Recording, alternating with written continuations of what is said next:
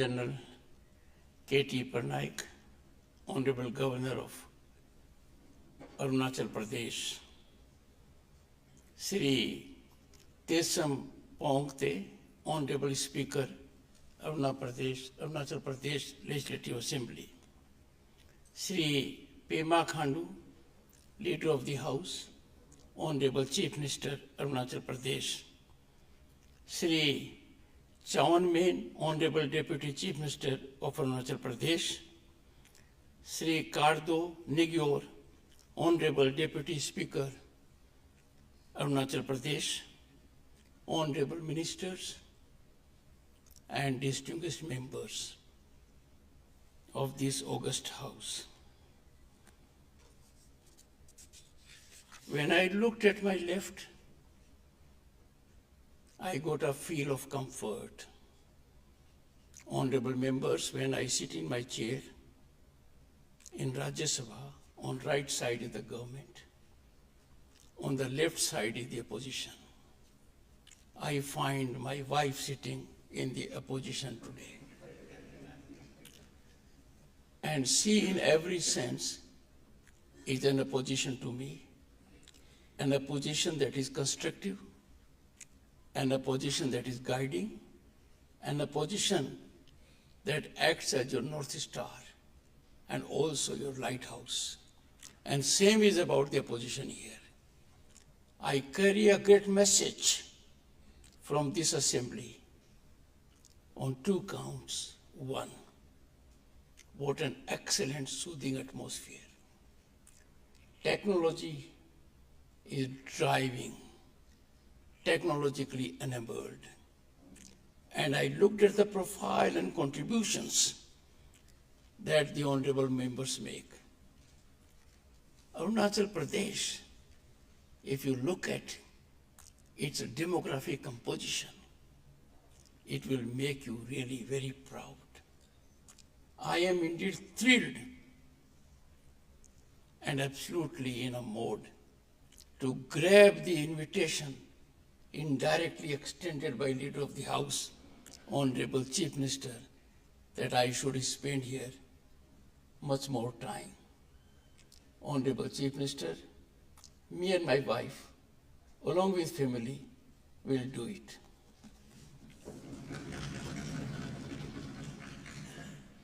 Distinguished members, it is my absolute privilege and honor to share my thoughts with you and share thoughts on an occasion which is significant in the constitutional journey of this nation, home to 1/6 of humanity.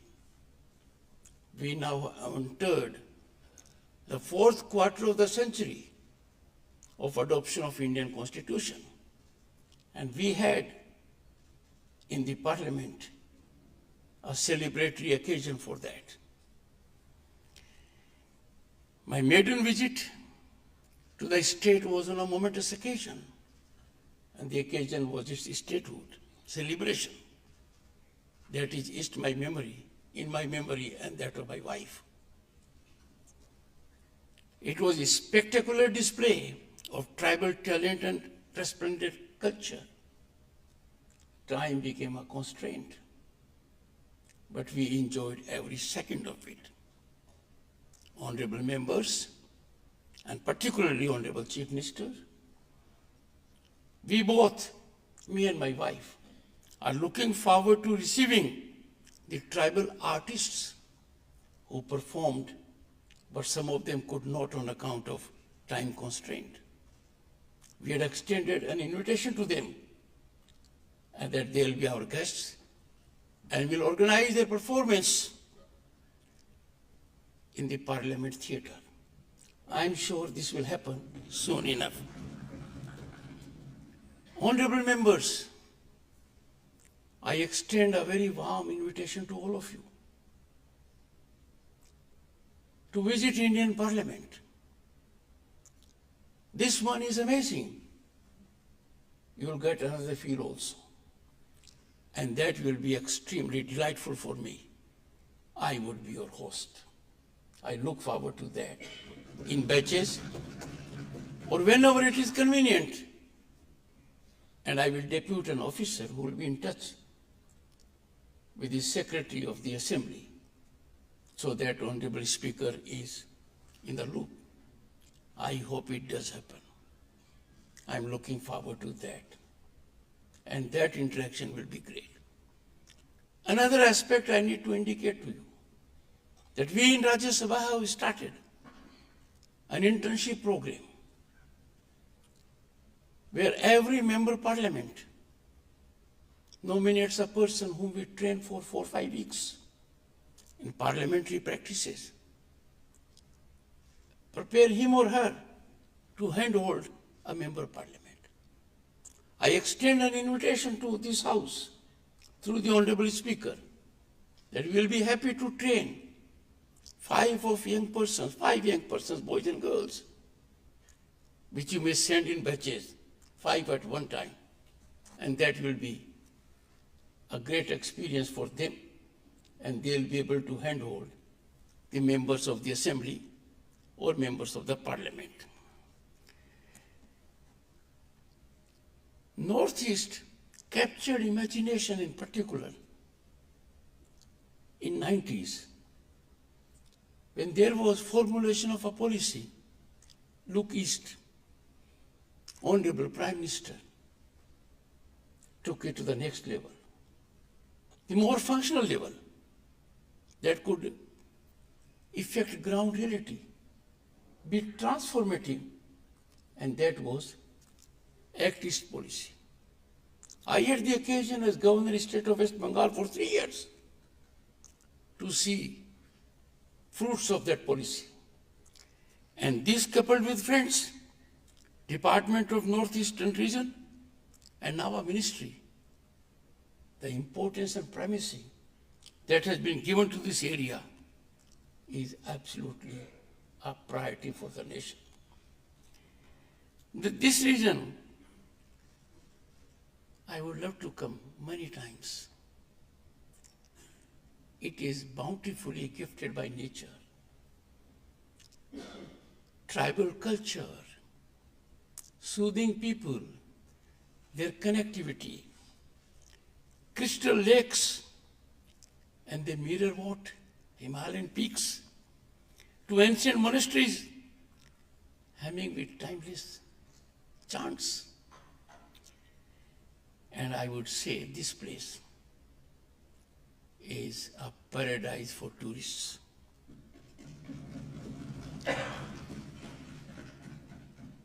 The entire Northeast offers something which is not available on the planet.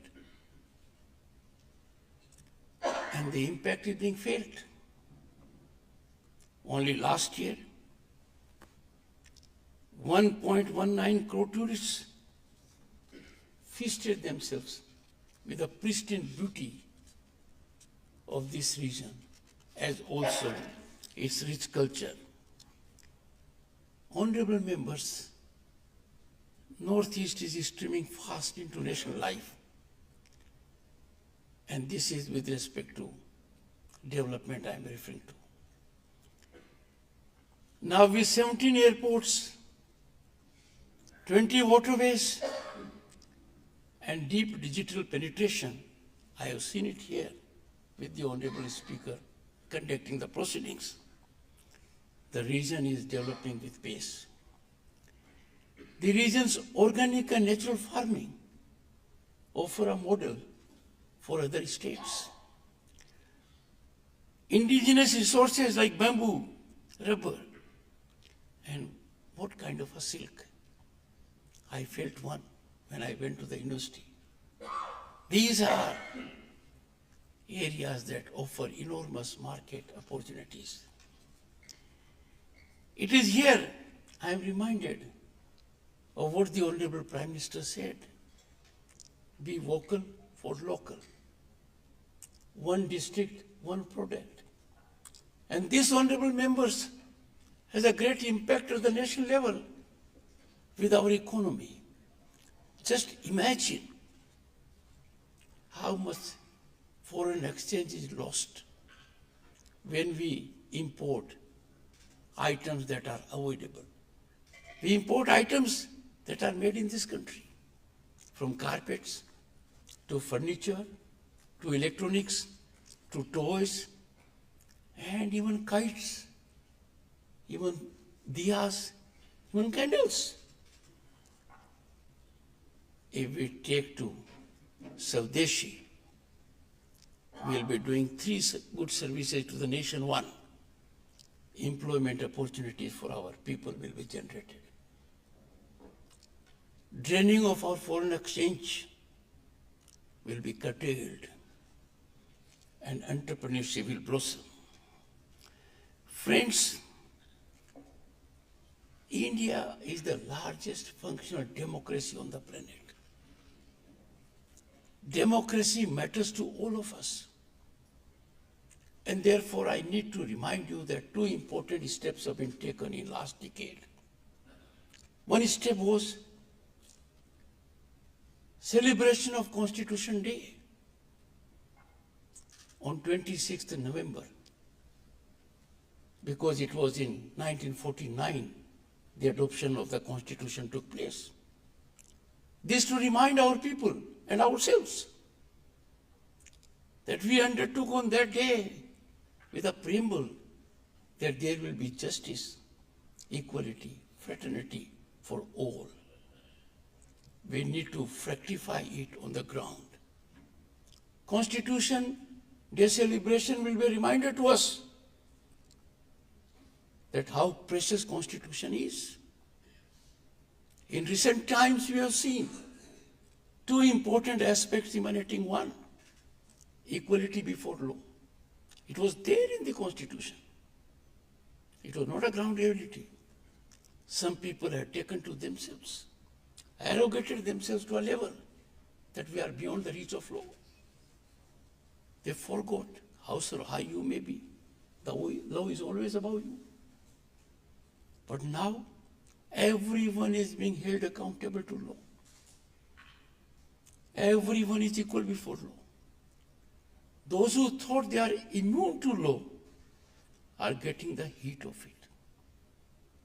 I quite often say, privileged pedigree is antithetical to fair play, to equity, to merit, and fundamentally, it militates against equality.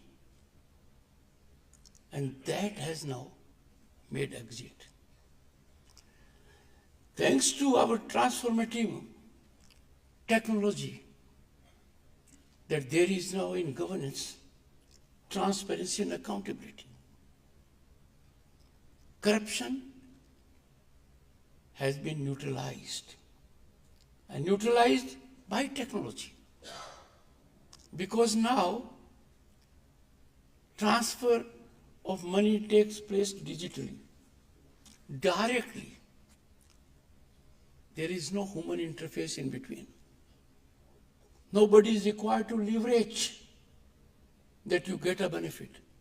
That's a big change that has come place, that has taken roots in our country.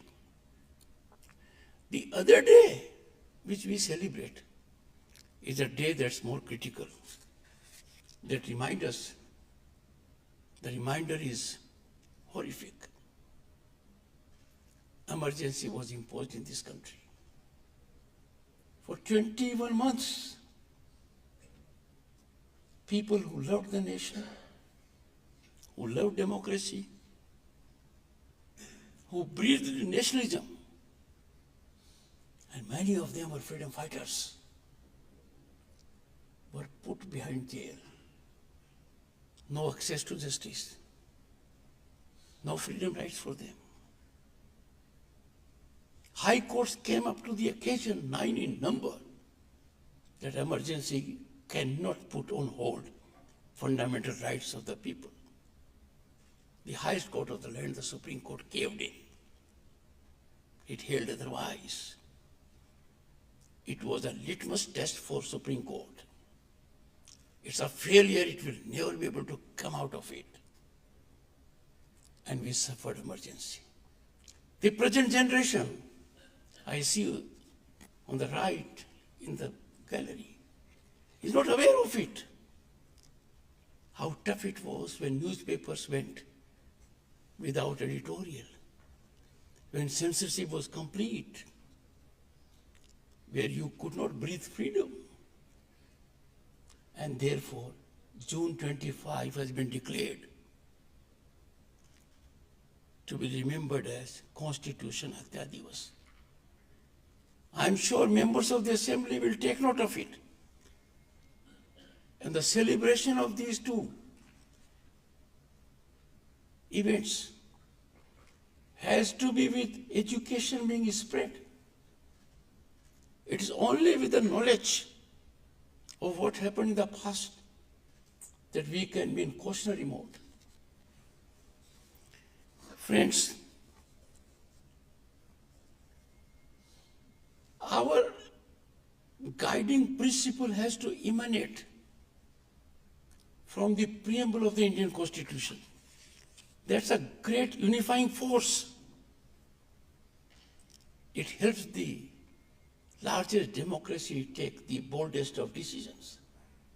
And last 10 years we have seen exponential economic upsurge, phenomenal infrastructure growth, accolades coming to this country from world institutions, IMF, World Bank, World Economic Forum. Our growth rate makes us proud because no country comes close to us. But then I need to share with you, it's fine that India is the 5th largest global economy. It's an accomplishment. We are the 3rd largest purchasing power. But our objective is to be a developed nation. And to be a developed nation, we have challenges. And those challenges are, income of our people has to go 8-fold. That 8-fold increase will take place when there is massive contribution by one and all. I am certain that we will have Viksit Bharat, and why not?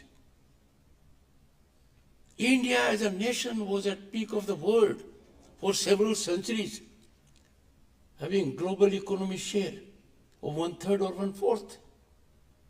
We were Vishwaguru with institutions like Nalanda and Takshila, Mithila, many institutions. So it is legitimate for us to expect. But when I got into parliament 35 years ago, it was a despondent situation, alarmingly worrisome. A visit to Kashmir, we could see not more than 24 people on the streets. And last year, more than 2 crore people visited Kashmir as tourists. Our foreign exchange, 1 billion, now it's 650 billion. As a member of parliament, I took great pride. I had 50 gas connections in a year to give to anyone. Imagine where we have come. Government is giving millions gas connections free to needy women. So right now, Bharat is on the rise. It has facilitated an ecosystem for our youth. They have opportunities. And therefore, this theater is more important. This theater is ultimate in legislation, but this theater is ultimate also in holding the government accountable. It is a place where you question the government that your performance has to be of a particular level. It's a place where you appreciate the government for doing something good. And therefore, please look to your role. I have expressed my deep pain. Entering into the 4th quarter of adoption of the Indian Constitution, we could not work for a single moment in Rajya Sabha.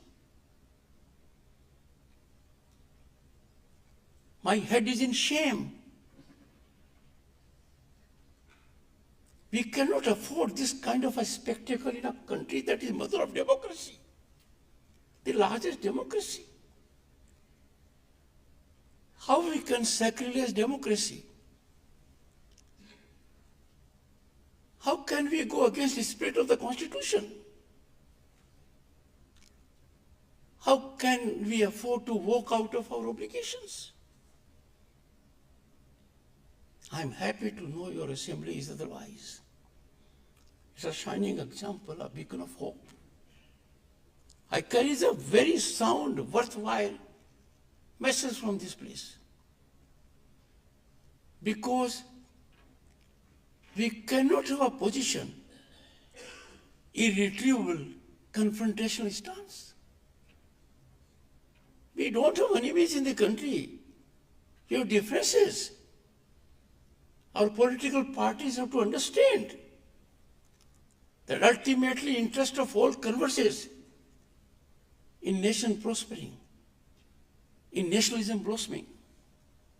We cannot under any situation keep any interest above our national interest. Nation is first. Unity of the nation is first. And that is why I have seen myself 3 years as governor and now as vice president. The focus on Northeast is transformative. It is engaging attention of the Prime Minister and everyone. And every time I come to this part of the country or go deep into South, we get a different kind of accord. We are one.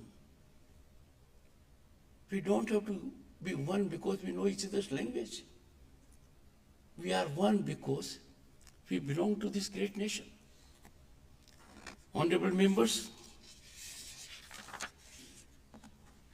2047 is no longer a dream. It's no longer wishful thinking. It is our target. We shall attain it if not before, but it needs everybody's wholehearted cooperation. Let us imbibe our civilizational spirit. Let us make our country that exemplifies highest of citizen discipline, citizen commitment. Let me make reference to what Sardar Vallabhbhai Patel said. He is known as a man who united the nation. He didn't have much time. If you go to Statue of Unity, you will know it. But whatever little time he had at his disposal after independence, he remarkably did that good job. And he said, I quote, by common endeavor, we can raise the country to a new greatness. Then he cautions, I quote again, while a lack of unity will expose us to fresh calamities. Unquote. Very sound words, very sage advice. Honorable members, let us keep this always in our mind. Distinguished members, I extend my best wishes to the people of Arunachal Pradesh, members of this assembly, and I'm sure the state will reach new heights under the dynamic leadership. Let us resolve to work together, upholding democracy, nurturing nationalism, ever inspired to serve our people with dedication so that we have a sustainable, inclusive India on the global horizon as number one. I am grateful for the opportunity afforded to me. I reiterate my invitation on the Statehood Day, and now will receive your attention. Thank you so much.